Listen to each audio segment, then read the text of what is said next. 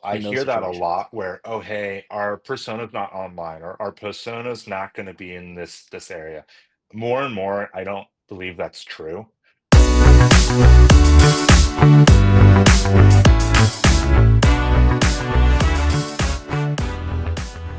Welcome back, everybody. It's Quickfire Marketing. I'm your host, ET Mac. Got a very, very special guest today. SEO, SEM, digital ads, Leon. So it's end of the year. We're getting close to it. I want to get into something that I keep hearing that annoys a lot of executives. And I just think they just don't have full context or clarity, but they probably see the damage to their bank account. And that's ad fatigue. We know who we want. We know the ICP. We just aren't getting them to click on our ads. And we're wasting money, tens of thousands of dollars a month. So, ad fatigue and then also getting people to click, they all kind of run in the Yeah. same circle. Especially, like I like to say for everything is humans, myself included, are goldfish. We've got like an 8 to 10-second attention span, and you've got to capture them with a really good hook. So just like SEO and other digital marketing, always have to remember that there's a really good hook and there's a really good offer in some capacity. So if you're out there advertising, request a demo, you might get a bluebird here and there to come and fill it out, but you're going to have a hard time getting people to click on that offer because nobody wants to be sold to initially. They want to look at a webinar, they want to look at some sort of content that's going to allow them to learn something, see that the company that they're talking to is expert, but also see like use cases and how it could offer value. Now, that ties into actually getting people to click, but on the ad fatigue part is you can't just run a webinar 24/7, 65 days a year.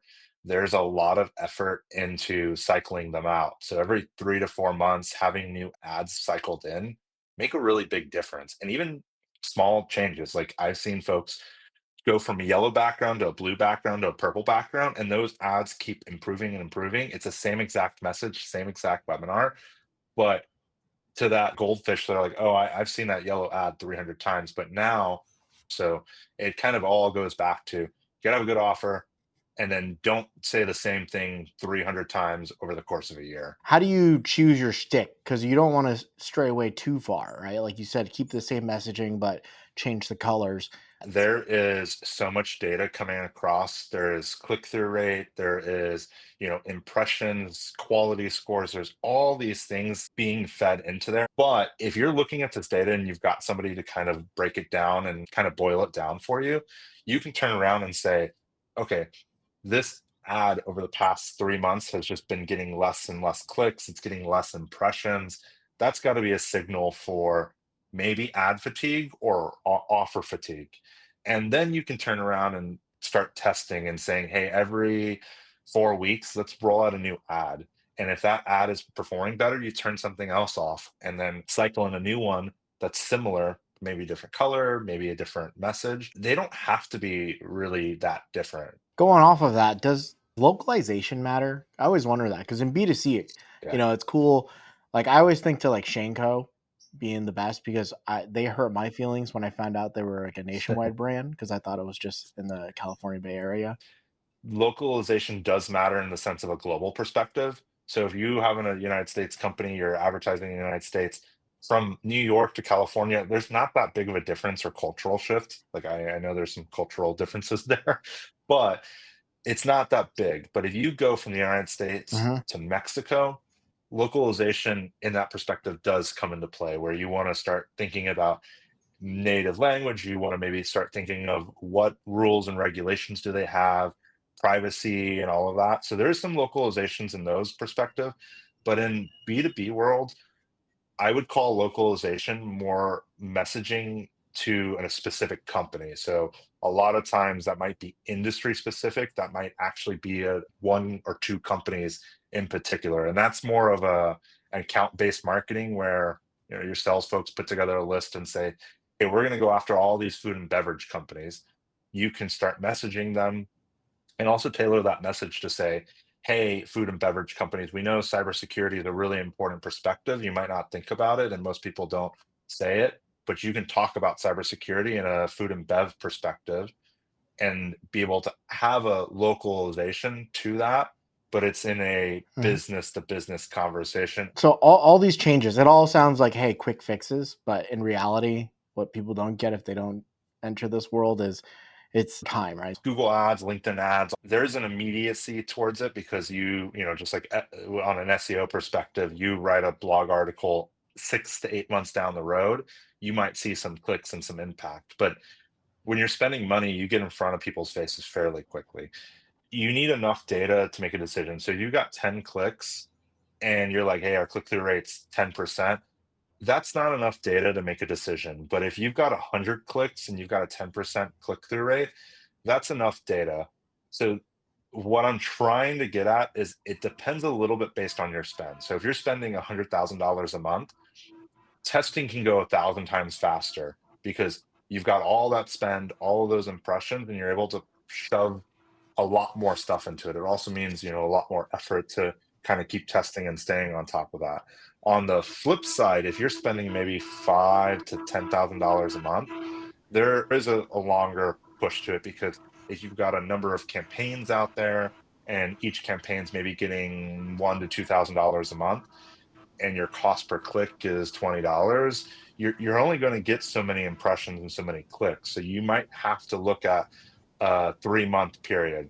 The part that I will say on that is if you're testing for 90 days, 3 months, you have kind of a halfway point to say, hey, is this heading in the right direction? Is that data's, in the right direction? Do we get a conversion? Are we getting clicks? And then you can kind of say, hey, this campaign's working. This is not. Let's pivot. If you're on the lower end of the budget scale, in like the five tens of thousands, do priorities Yeah. change?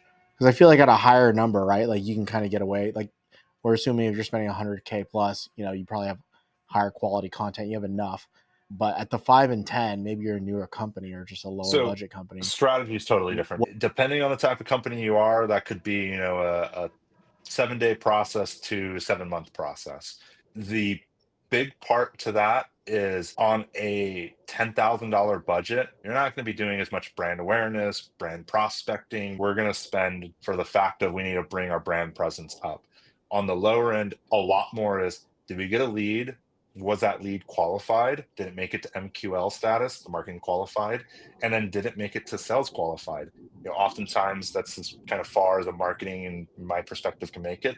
I do want to see, which ones are making it to revenue, but much more of it is focused on did somebody get in and did we convert? Here's a crazy question. What if you have a limited budget and maybe the personas you're targeting aren't readily available online? Maybe they're like top flight cybersecurity experts, right? Where they're a little more hidden.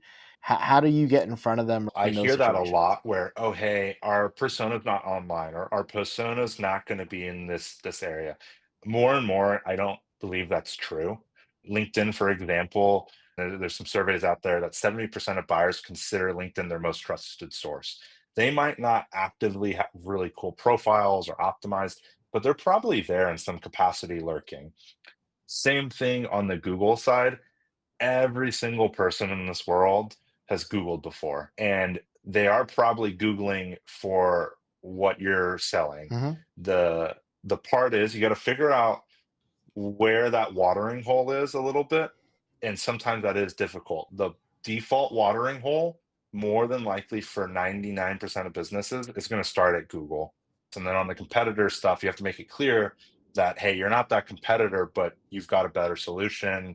It's maybe cheaper, maybe it's more affordable. But Google almost always is going to have a subset of those users, even if everybody says they're offline. I hear it a lot when people say they're selling stuff to trades, to roofers, to any sort of journeyman. They're like, oh, they're just not online, and I'm like, that is very fair. They might not have a social profile. They might be on a Facebook, but they will go to Google and search for a way to stop having all of their photos show up in their photo gallery. Have you heard of Um, Shanko? No? Oh my god, dude. If you're in the Bay Area, you grow up, there's this like super monotone voice that comes on. He's like, Shanko, Walnut Creek, Cupertino, Hayward, San Jose.